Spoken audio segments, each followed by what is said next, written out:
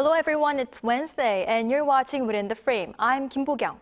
With a years-long strained relationship with Japan back on track, three-week cooperation between South Korea, the United States, and Japan is picking up speed faster than ever.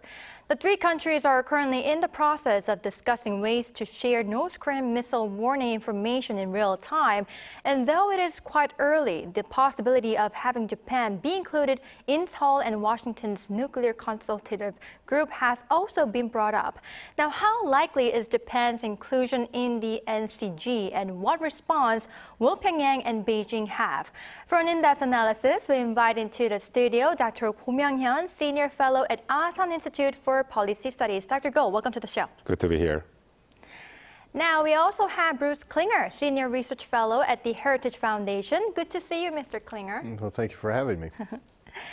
All right, first question to our Mr. Klingner. Now, South Korea, U.S., and Japan are speeding up the sharing of real-time information on North Korea's missile threats. How is this different from TISA or GSOMIA that we have already heard about? Well, and why is so important? It's a step up. The way we have been sharing information has been pretty inefficient.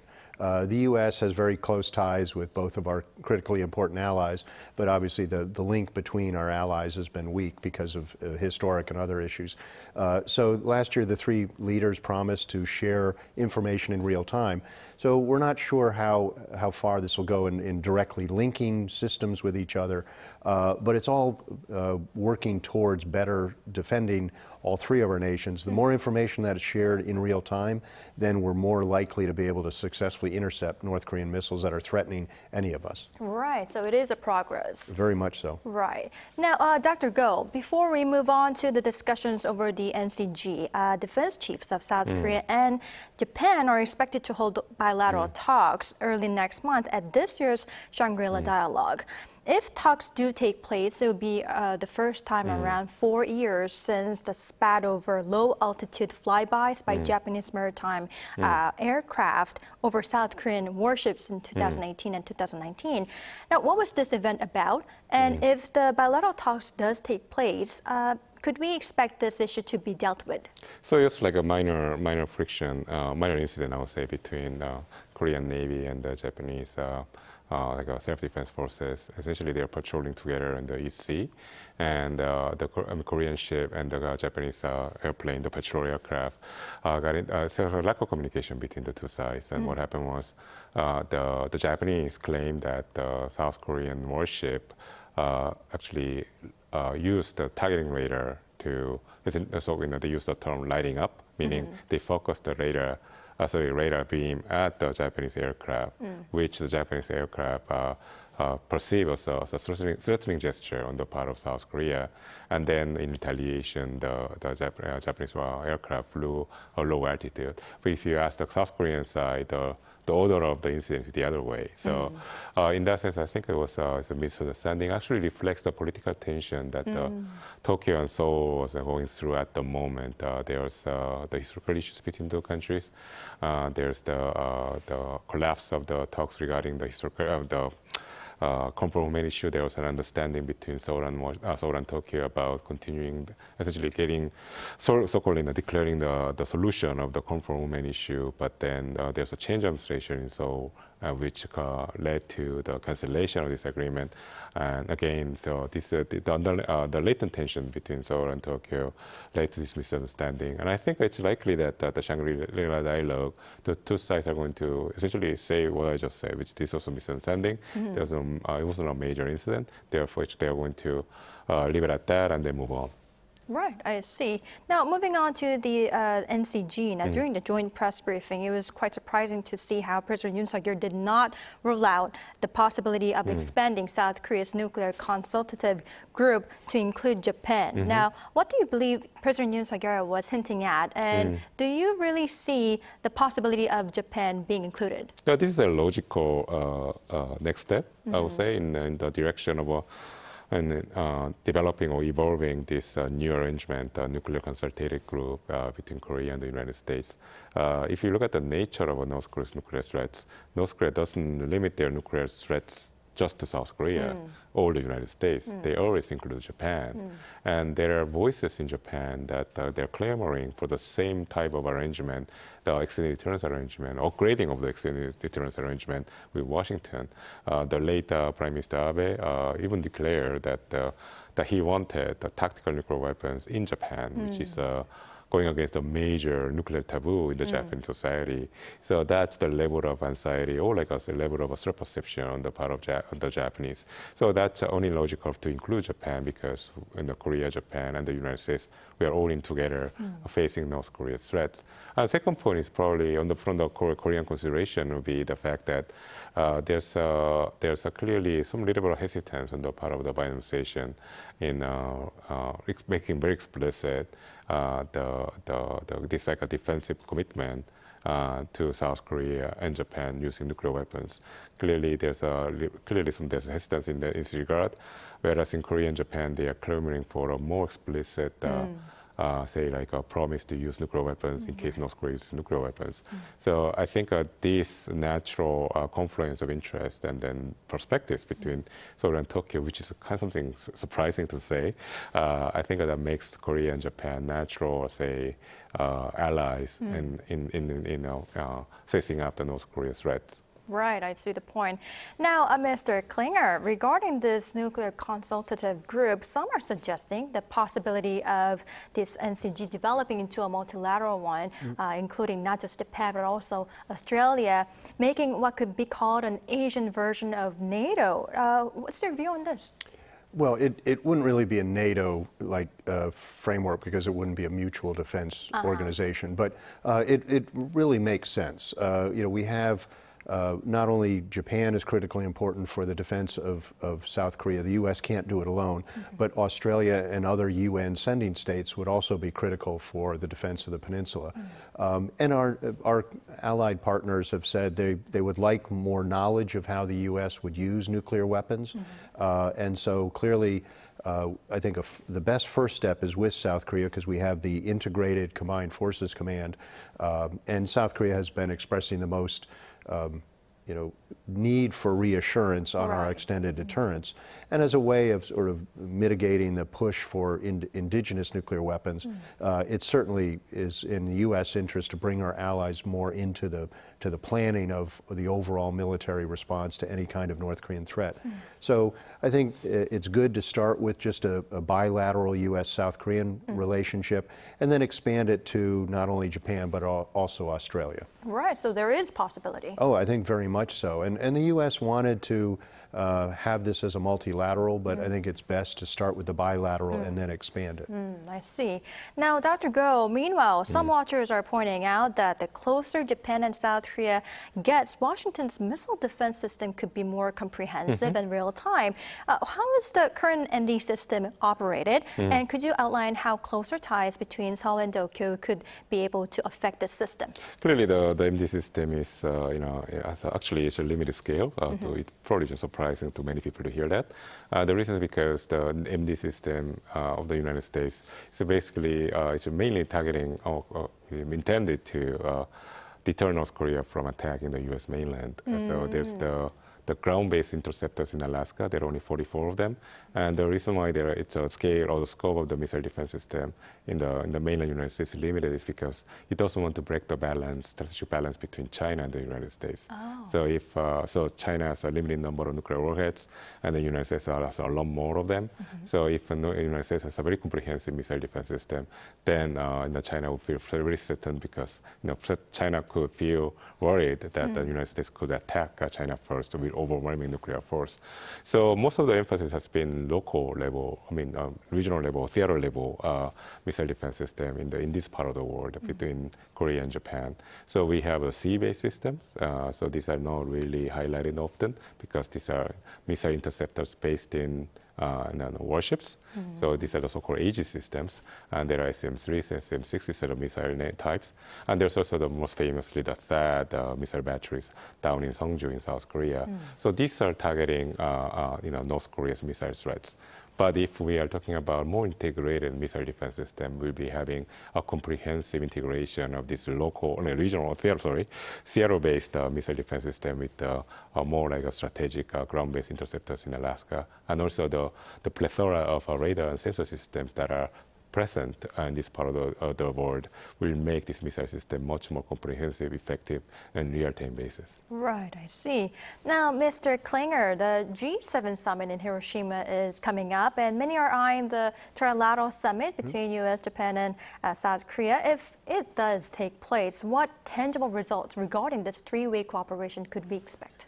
Well, we're not sure if there are going to be any new documents or agreements, deliverables, as policymakers call them, but just the fact that we're having yet another iteration of trilateral meetings. We've had in the last year or two, really, we sort of lost track of how many trilateral meetings there have been at the leader level, the Minister of Foreign Affairs level, Minister of Defense, and other lower levels. So it's really been a very positive movement towards increasing not only military and security cooperation, but on the economic front with a sort of 2+2 in 2 meetings. So it's all very, very positive. And we saw last year the resumption of trilateral military exercises between South Korea, Japan, and the United States on missile defense as well as anti-submarine warfare.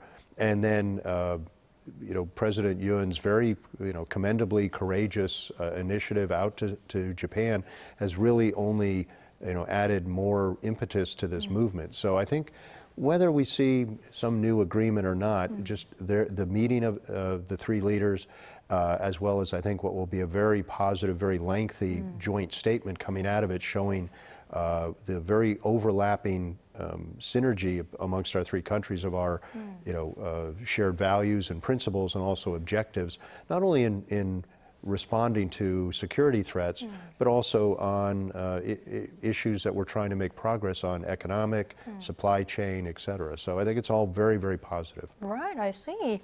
Now, Dr. Go, briefly tapping on to another upcoming event, South Korea is to conduct a combined maritime interdiction exercise with U.S. and Japan and other countries, with the timing coinciding with a high-level PSI meeting that is going to take place in late May. What is this about? So clearly, the PSI, the Proliferation Security Initiative, which was founded almost like more than 20 years ago, almost 20 years ago, if my memory serves me right.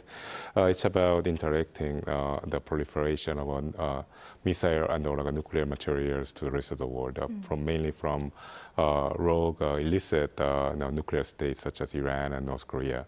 So, and then there are more than 100 countries that are members of this initiative, and Korea cleared, South Korea and Japan are clearly members of this, and because we are facing the proliferation threats coming from North Korea. And so this trilateral naval exercises of, focusing on the interdiction of the shipping, targeting clearly North Korea's arms shipment to other parts of the world, clearly speaks to the importance of the PSI. And actually, there's the added dimension to this now, because now that the United Nations Security Council has become very dysfunctional because the ongoing friction between Beijing and Washington, as well as the war in Ukraine, which made Russia essentially a non-functioning member of the Security Council, has essentially decreased the effectiveness of the United Nations body to implement sanctions against North Korea. So PSI can serve as an alternative to the United Nations Security Council. It's very big, as I noted. The membership is pretty large. Includes 100 or so countries, and also we are talking about countries that are in this part of the world and have the capability to interdict and then monitor North Korea's proliferation activities. So I think it will be quite easy for the PSI to turn into a sanctions enforcement mechanism, at least when it comes to North Korea. Right, I see. Interesting. Now, Mr. Klingner, moving on to North Korea's reaction to strengthening three-way cooperation. North Korea has continued a strong criticism of the Washington Declaration, but has relatively remained quite silent over Yoon Kishida's summit, except for the comment released by the propaganda outlets today. Why has it been so low-key? Well, I think the Washington Declaration was much more security focused than the UN-Kushida summit. So North Korea sees that as something more directly aimed at them. It's military related. It's a way of strengthening allied deterrence against them, the extended deterrence guarantee. So they don't like when they can't drive wedges between the U.S. and its allies. But the UN-Kushida summit was less directly security focused. So Pyongyang may have seen that as less of a threat. But, and as for when will they do provocations, we know they'll do it. It's just the timing of it. Right. We're never quite sure. But there's been the long predicted, 7th nuclear test. Right. But we know North Korea is going to do additional violations of UN Security Council resolutions with additional missiles. They've identified an agenda of many new weapon systems that they've completed some and they're working on others, and some we haven't yet seen. But we know they're going to be doing more provocations, and the timing of which we're never quite sure of, but we know they're going to do them. Right. Now, Dr. Go, I'd like to ask you the similar question here. Though silent for now, we know, like our Mr. Klingner said, that Pyongyang is going to do the provocative movement soon enough. What's your view on this, and how do you believe North Korea would come up with the provocations in the future? So clearly, North Korea likes to time their provocations with significant international events, and with the G7 summit taking place right next door to North Korea and Japan, I think North Korea will be very tempted to carry out a very visible provocation. But I don't think it's going to be a nuclear test for now. I think it's dramatic. The reason is because North Korea likes to escalate from a low base to higher base with their provocation. So they start small and they actually gradually increase the level of shock, so to speak. So we haven't seen essentially a pre-movement on the part of North Korea, starting with small provocations.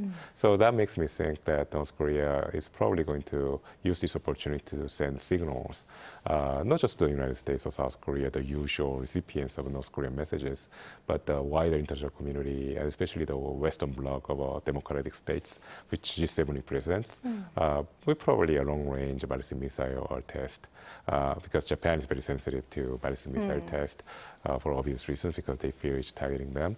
So I think that if North Korea indeed is priming themselves to carry out a provocation, it's likely to involve a ballistic missile. Right, so though speculative, it might be next Friday, right?